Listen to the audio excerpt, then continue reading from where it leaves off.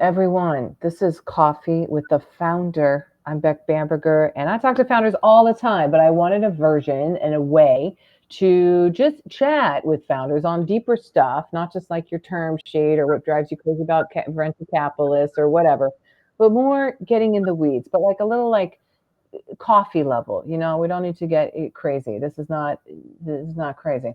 It's just for fun. And for insights, though, to see what we get here.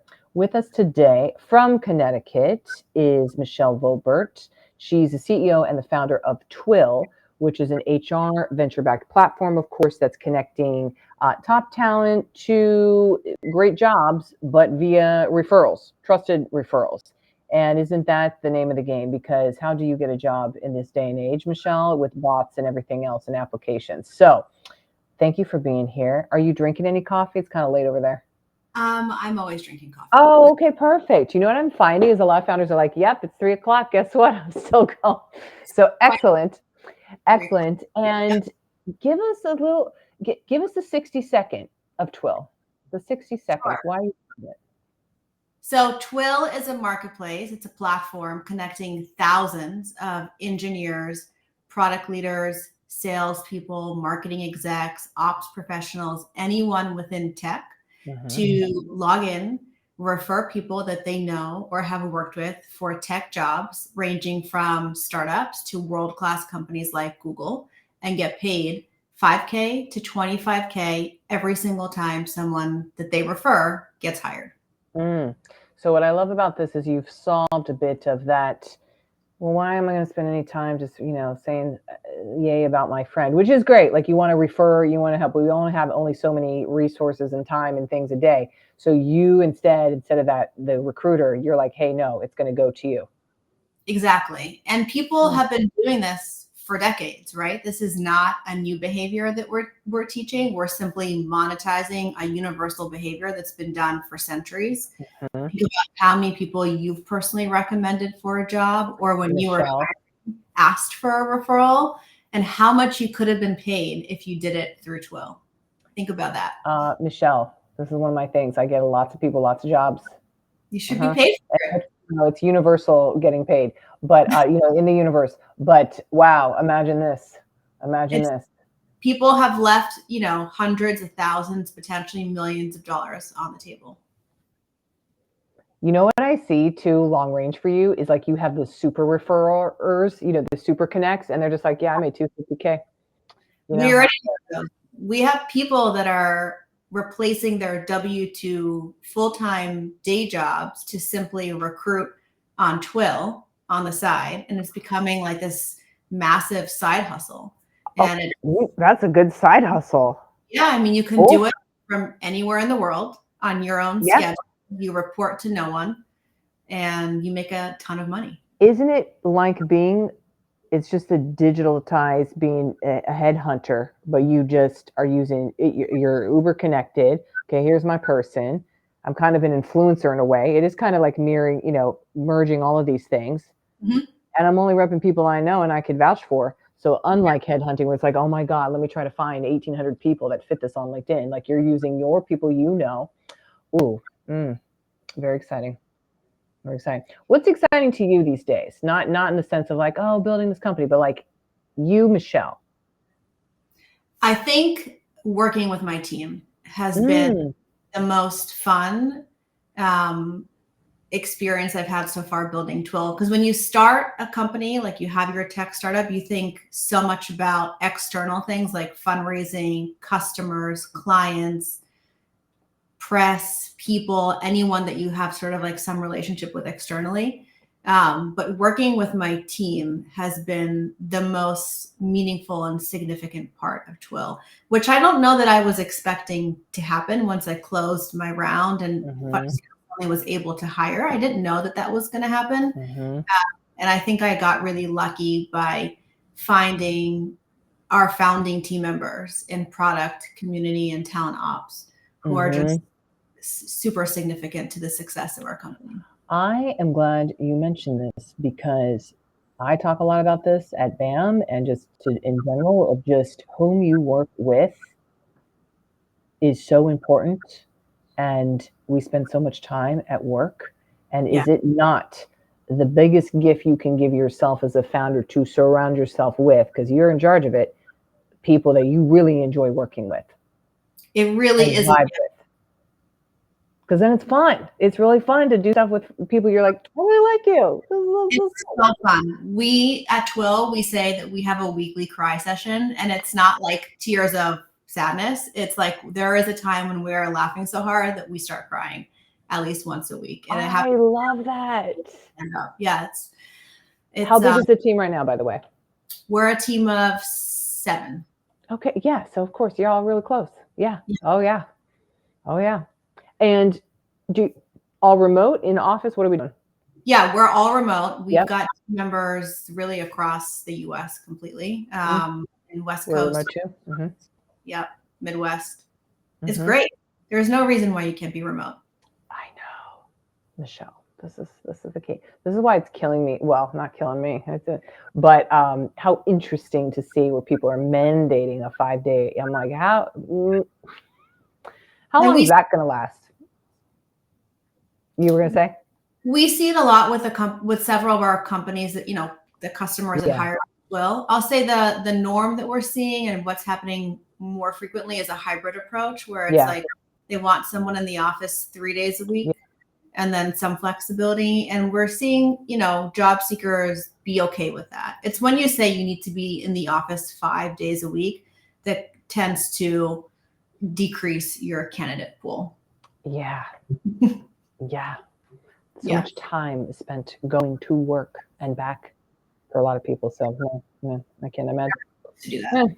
We'll see. The pendulum is always swinging, as I say. Pendulum is always swinging. Especially in recruiting and the job market. Yes. Okay. What have you changed your mind on lately, Michelle, would you say? I like this for founders. I'd say my perspective on fundraising. So let's talk about it. When I went into fundraising, it was this like really big deal. And what I quickly learned is that every investor will give you their opinion that directly contradicts the opinion that you just heard. And 100%. And so there's all this like external, I'll say, emphasis put on fundraising. And so that when you actually close your round, you kind of realize that nothing has changed. Nothing really has fundamentally changed in your business.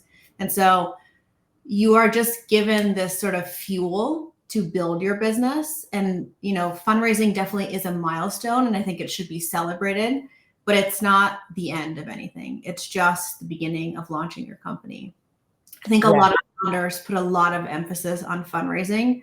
And then once they've raised their round, it's like they're done. And I think it's pretty much the opposite, where you really just are off to the races. You're just given fundraising. I mean, VC money or any type of money is just a tool so that you can build your business. So my perspective has definitely shifted from pre-fundraising to post-close. Did you feel all consumed by it too, by the way? Not so much. Okay. And I think that was probably the key to why I was able to raise pretty quickly, is because I just focused on building the company and building the business. I think traction speaks louder than a slide in a deck. So there came a point where I basically stopped updating my DocSend because we're just growing too quickly. And that's literally what allowed me to close the round in like just a couple of weeks. Oh, so I love this take, Michelle, because for others, it's all consuming. This is all I do. I'm just hitting the refresh button, and you're just over here like, it's so busy. I can't even update the DocSend. You just need to the growth is so good. The investors come if you're building. If you you're building, they're working. And it's working. They want in, as soon as they see some sign of life. I have investors reaching out all the time still. And it's because the company is, has customers, paying customers, has members. So you have people quitting their day jobs just to be a recruiter on here. I think that's the biggest sign. My God. I know. I'm like, should I be a Twill member? I know. I'm like, Wait, Oh my, Michelle, how many jobs did I get for people last year? 100, 10? I don't know. I should be on there too. multiply that by 15,000 is what you could have made. Just like, oh my God. Oh, I love this new take. And I love that take, by the way, because I think it's so like, oh my God, it's my full-time job and I can't do it. And well, I can do it. I have to do it. And like, but don't you need to be running the company? Yeah. And I get it too, because it can be all consuming. It's extremely emotionally draining. You need to you get all the no's. Yeah. To get 1,000 no's to get one yes. But if you can get around it if you just focus on building your company with the capital that you have and just being, conscious of your budget, and the investors will come. So these inbound ones that you're getting right now, what do you give that cred to? Is it because other investors are like, how are they finding you, or why are they dropping in your inbox? I have no idea. Oh, what a refreshing answer. I don't know. They just keep coming. I have no idea, because I have not met with any of them yet, just because you're so busy. You're busy building. Sounds really bad to say. I don't know. No, I love this. This is counterintuitive. Okay, I'm going to share something too, but go ahead. Yeah, go ahead. I don't want to sound like ungrateful. No. But I definitely am building in public though. So I post a lot on LinkedIn. Yes, you do. Founder-led PR. There you go. So I think that potentially some investors are hearing about Twill that way, or they're talking to each other.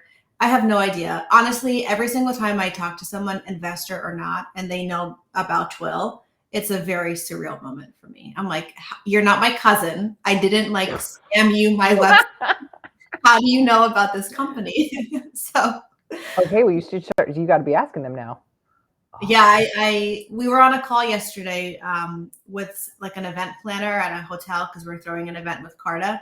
And she was like, oh, I saw that I was meeting with Twill today. And I was like, is this the Twill? And I'm like, what do you mean the Twill? We're like, nobody.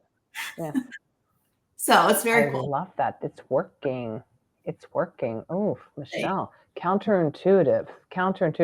The thing I was going to just mention is, just with fundraising and stuff, it's like, always be the buyer in the sense of just even the psychological pull and whatever, of like, not the beggar energy, which is, oh, please, VCs, knock, knock, knock. Like, look at my deck. Look at, I'm just trying so hard. Instead of like, I have choices. Yes. I'm busy over here. Maybe I'll slot you in. Yeah. You've got to play the game. You don't have to play the game, whether you actually are playing the game or not. You have to You got to be aware of the game. Awareness, and then play it. Well, you've been playing it very well, Michelle. Look at you. I have to say, when I started fundraising, I used to be very like, I remember joining a Zoom call with my first investor call, like all up in the camera. I was like so excited to be there. I was like a puppy, and that energy doesn't bode well with investors. Like, no, it doesn't. Beggar energy. Yeah. You gotta have buyer energy. And I have a dog and a cat at home. So I was like, you know what? I'm going to be like my cat, who doesn't give a flying about anything. And I joined a call with an investor, and I literally was like, I'm just going to pretend to not care. Like, just act. I did theater growing up. I was like, let's see what happens. And 10 minutes into the call, I got my first yes. I was like, okay, there's definitely something here. Because I was like leaning back. I was like looking on my phone. I was talking. I was answering all the questions, but I just wasn't like all up in the camera and super eager. I was just like chill, like a cat who's like, take it or leave it. Yeah. That reminds me, I mean, we all remember, or I think a lot of people do remember, founders remember, of like Sam Bankman-Fried, playing a video game while there was investors on. It's like, how do you think this guy raised gazillions? Yeah. Did not give a shit. Did not give a shit. I'm so uninterested. I'm playing a video game right now. I don't know if you could do that, but that is. And I'm like, that is rude. That is not appreciative. We can all be respectful. But I really like what you're touching on, which is missed by so many. Just, energy, and always be the buyer instead of eager beaver and like, please, because anyone can sense that. And what trips VCs up so phenomenally, in my sense, is they think like, well, we're the buyer. If you flip that and you make them you flip it, I'm the buyer instead, as the founder, I will buy you, not the other way around. Oh my gosh, they cannot stand it. It's Yeah. tremendous. Ooh, I love the, oh, Michelle, these are such goodies. Okay. Okay, this is part of my questions too. Like, what recently became clear? Obviously, this have the cat energy instead of dog energy, but what else? That was a big part of it. And I do Ah, owe some of that to, I'll say Roy, who heads yeah. up Beta. He taught me, he's our lead investor. He did actually really help me understand to ask investors questions just as they ask you. Oh, Uh, yes. Two-way so that dialogue. like really be the buyer. What recently became clear is, I mean, a couple things in relation to Twill. So Twill just got into MIT's Gen AI lab. So we're partnering with the university to build and prototype AI into Twill. And the other companies are like BlackRock and NASDAQ. And then there's like little Twill, and it's very humbling and very cool to be in there.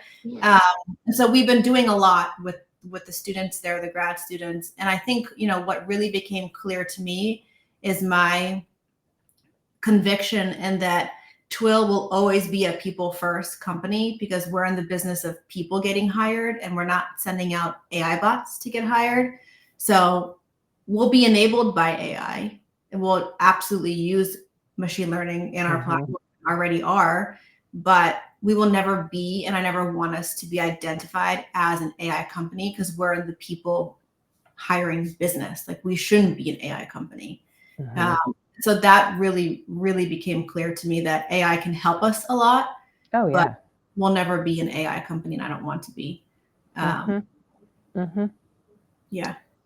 We were just talking about this at BAM. I am so excited for what I think is this revolution moment of your heart, as our head of people just says, like, it's humanity and heart thing coming about, in the sense that, yeah, you know, the first work revolution was like, oh, muscles, and like, where you at the factory and you're pushing the things and you're doing all the things. Then it's brains, and like, well, how smart can you be, and all this great, you know, white collar jobs and stuff. And it's like, now it's about the humanity and how human you could be, because we're going to have a lot of things doing all the autoing stuff and the data, and that doesn't take a lot of brain lift.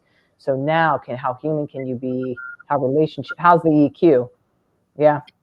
The soft skills are becoming increasingly more important than technical skills, especially in today's job market. For every position, even like engineers. Oh, I know. So if you're a people person, oh, what a time to be alive. What a time to be alive. I'm super excited about it. I'm like, this is our jam. This is the best. Oh. Michelle, what else? What else do you think about with success now? I know it's very early in the company, but as we wrap up here, how are you thinking now of success? For me, it's every time someone gets a job through Twill that otherwise would have been overlooked. So it's personal to me, because I'm a first generation American. My parents immigrated to the US. I don't come from a trust fund or connections, didn't go to an Ivy League school. Yep. You know, when I said I wanted to move to New York, it was like, great, good luck. We can't help you, but go for it. And so typically people will recommend people that they know, that they hang out with, right? That's a good thing. And good people know good people. But we're really seeing that our community within Twill is really diverse. And so diversity is helping our referrals, in the sense that diverse people recommend diverse people, which means diverse get hired. So when we're able to place female tech engineers in software jobs that otherwise they just would have been overlooked, to me right now, and I think always, will be a marker of success. Like, people are getting jobs through Twill, which is like a rippling effect of who it affects. It affects them, it affects their family, it affects the member, because they're making like $5, $10, $15, $20,000. That's like not immaterial. Apartment, or going on vacation, or savings, whatever it is. It affects the company. So every single time we like drop something in the water, it's this rippling effect of change for all these different people. So that will always be a marker of success for me, every single time we do it. Yeah, because people's jobs matter a lot. It is their livelihood. It is. So I love that, because it is rippling to all the people they support and love and deal with and all the, oh, yeah. Oh, Michelle, what an exciting time. Thank you What for an having exciting time. This was delightful. I love this. My takeaway here is just the cat energy, the me. black Yeah, energy, not the dog can't be slobbering all over the place. it is the cat energy. And I have, The black cat energy.